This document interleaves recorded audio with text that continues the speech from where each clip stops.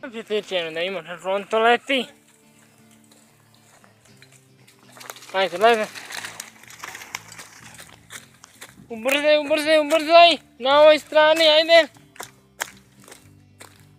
Može, prijazno će da sad vidite. Znači tu preletiti.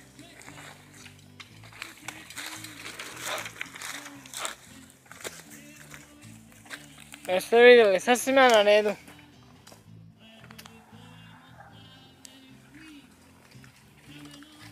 Ovo je jednostavno, ali... I on je došao dore, ha! Joj, prestavi. I nastavi snimati. Oče ljudi, ja sad idem dore, pa ćete me vidjeti.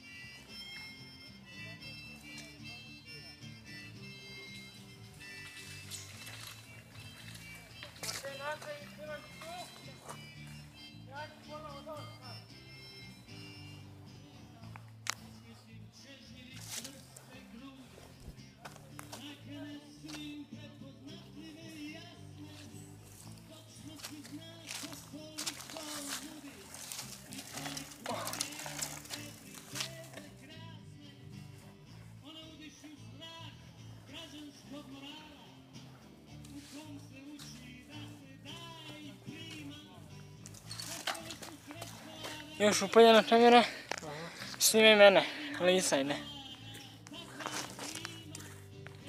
Znam li da oni malo, jednostavno ne mogu napraviti sve tako. Da, ne znam da ste vidjeli da sam letio, ali ono, kažem vam, da se spuštate, direktno iz toš zaletamo, naravno prodat ćete pas. I najvažnije ne smijete početi. Jer biste mogli se strašno izgledati. U našem momentu ste čuli da skačete jednostavno, ali bilo je super, skačete. Praktično možda to ne možete napraviti, ali to je tako. Tada ljudi vidimo se, idem još časnije. I to je sve. Ćao se. Ja ću još jedan